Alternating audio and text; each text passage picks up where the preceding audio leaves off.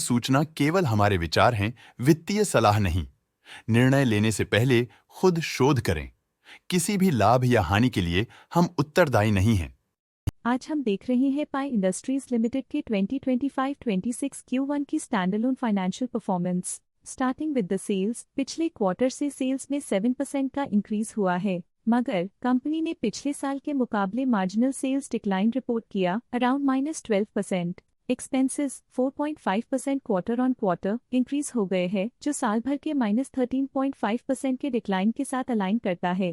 Quarterly expenses के comparison में sales increase होना दिखाता है कंपनी ने अच्छा परफॉर्म किया। ईयरली कंपैरिजन दिखाता है कि कंपनी ने इस साल अपनी परफॉर्मेंस में सुधार किया है। ऑपरेटिंग प्रॉफिट, जो पिछले साल के कंपैरिजन में -9% डाउन हुआ है, quarter on quarter around 14% increase हुआ है। Operating profit margin OPM annual basis पे 1% से इंक्रीज हुआ है और पिछले क्वार्टर के कंपैरिजन में 2% से इंक्रीज हुआ है। एक्सेप्शनल आइटम्स को ऐड करके अदर इनकम पिछले क्वार्टर के कंपैरिजन में 17% बढ़ गई, बावजूद इसकी ईयरली ग्रोथ 16% हुई है। इंटरेस्ट एक्सपेंसेस पिछले क्वार्टर से 0% अप हुआ, लेकिन ईयर ओवर ईयर डिक्रीज -11% हुआ है। डिप्रिशिएशन कॉस्ट्स में 9% का क्लाइम देखने को मिला और ईयरली बेसिस पे 9% का इंक्रीज देखा गया। Profit before tax annually -8% decrease हुआ, लेकिन प्रोसीडिंग क्वार्टर से 15% बढ़ा है।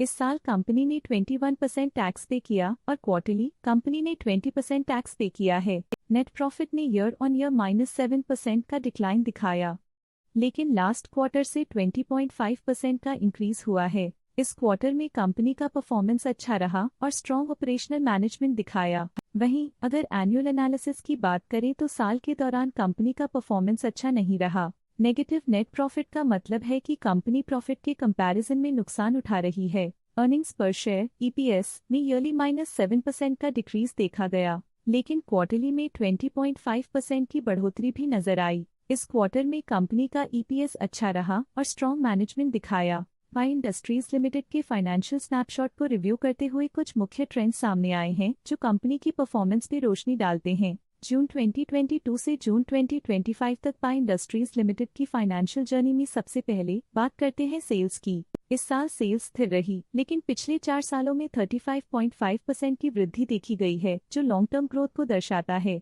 इस साल सेल्स में गिरावट आई है, लेकिन पिछले 2 साल में अच्छी ग्रोथ हुई थी, जो एक अस्थायी रुकावट को दर्शाता है। अब बात करते हैं एक्सपेंसेस की। इस साल एक्सपेंसेस -2.5% घाट गए हैं, लेकिन 4 सालों में 20% का इजाफा हुआ है। इस साल सेल्स और एक्सपेंसेस एक साथ बढ़ रहे हैं, जो बैलेंस्ड ऑपरेशनल अप्रोच को दर्शाता है। ऑपरेटिंग प्रॉफिट का सफर स्टेडिली ऊपर चढ़ रहा है, इस साल 5.5% की बढ़ोतरी के साथ और पिछले 4 सालों में 90% का नोटिसेबल राइज हुआ है। पिछले 3 साल से ऑपरेटिंग प्रॉफिट लगातार बढ़ रहा है, जो कॉस्ट मैनेजमेंट और ऑपरेशनल कुशलता को दर्शाता है। इस साल नेट प्रॉफिट में -0% की गिरावट हुई, लेकिन पिछले 4 सालों में 103% की बढ़ोतरी हुई है, जो कंपनी की मजबूती दिखाता है। इस साल नेट प्रॉफिट में आई कमी के बावजूद पिछले सालों में हुई पॉजिटिव वृद्धि एक अस्थायी मार्केट एडजस्टमेंट को दर्शाता है। इस साल EPS में -21% की कमी के बावजूद लंबी अवधि में देखा जाए तो 60.5% की मजबूत वृद्धि हुई है। इस साल EPS में कमी आने के बावजूद पिछले सालों की ग्रोथ कंपनी की मजबूत ओवरऑल परफॉर्मेंस को अंडरलाइन करती है। चलिए अब बात करते हैं शेयर होल्डिंग पैटर्न की। पी इंडस्ट्रीज की शेयर होल्डिंग रिपोर्ट्स कुछ इस प्रकार की हैं, जो अननोन 2025 के तक चलता है। ये रिपोर्ट कंपनी के शेयर्स की डिटेल्ड जानकारी देता है, जिसमें promoters, promoter groups, foreign investors, public investors और सरकारी एंटिटीज शामिल हैं। पब्लिक हेल्थ शेयर्स का परसेंटेज 2025 के में 8.28% से 2025 के में 7.58% तक डिक्रीज हो गया। इस डिक्रीज से साफ है कि इस टाइम पीरियड में कंपनी में पब्लिक का हिस्सा डिक्रीज हुआ है। जब कंपनी के शेयर्स का अधिकतम हिस्सा प्रमोटर्स, FII, DII या गवर्नमेंट के पास होता है, तब ये माना जाता है कि कंपनी मजबूत हाथों में है, जो स्थिरता और मजबूत समर्थन को दर्शाता है और इस मार्केट की स्थिरता बनी रहती है। DII, डोमेस्टिक इंस्टीट्यूशनल इन्वेस्टर्स, ने अपना शेयर होल्डिंग 2025 में 27.57% से 2025 में 29.35% तक इंक्रीज किया। ये बताता है कि डोमेस्टिक इंस्टीट्यूशंस ने कंपनी में अपना इंटरेस्ट 1.78% तक इंक्रीज किया है। फॉरेन इंस्टीट्यूशनल इन्वेस्टर्स की शेयर होल्डिंग में थोड़ा डिक्रीज आया 2025 के से 2025 के में, जो दिखाता है कि फॉरेन इंस्टीट्यूशंस ने अपने स्टेक को क्वार्टर टू क्वार्टर -1.08 से डिक्रीज किया है। जिसे पता चलता है कि उन्होंने अपनी इन्वेस्टमेंट्स को पुल बैक किया है। ये था कंपनी का करंट शेयर होल्डिंग पैटर्न। चलिए देखते हैं कुछ इंटरेस्टिंग प्रमोटर डील्स जो हाल ही में कंप्लीट हुई।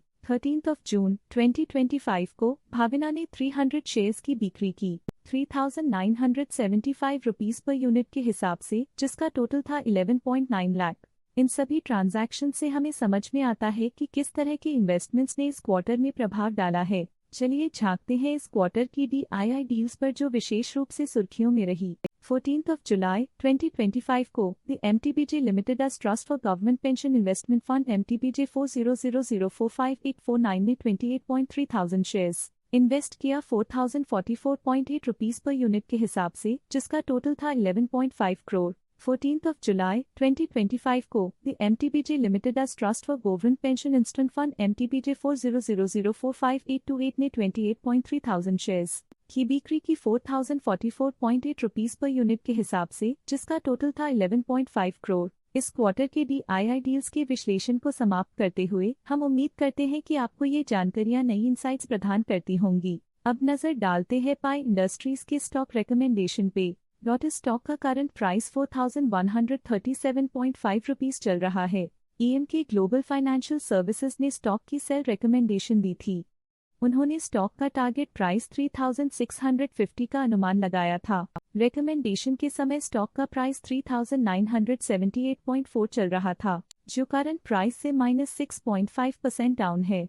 देवेन चोकसी ने स्टॉक की बाय रिकमेंडेशन दी थी। उन्होंने स्टॉक का टारगेट प्राइस 4065 का अनुमान लगाया था।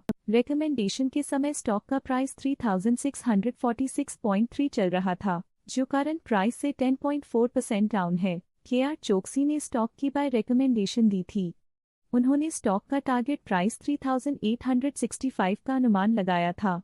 रिकमेंडेशन के समय स्टॉक का प्राइस 3418.4 चल रहा था, जो करंट प्राइस से 15.1% डाउन है। जियोजित फाइनेंशियल सर्विसेज ने स्टॉक की बाय रिकमेंडेशन दी थी। उन्होंने स्टॉक का टारगेट प्राइस 4480 का अनुमान लगाया था। रिकमेंडेशन के समय स्टॉक का प्राइस 3886.7 चल रहा था, जो करंट प्राइस से 15.8% अप है। आज के लिए फाइनेंशियल सेक्टर में इतना ही। देखने के लिए धन्यवाद। स्टॉक लेटेस्ट न्यूज अपडेट के लिए चैनल को सब्सक्राइब करें और वीडियो को लाइक एंड शेयर करें।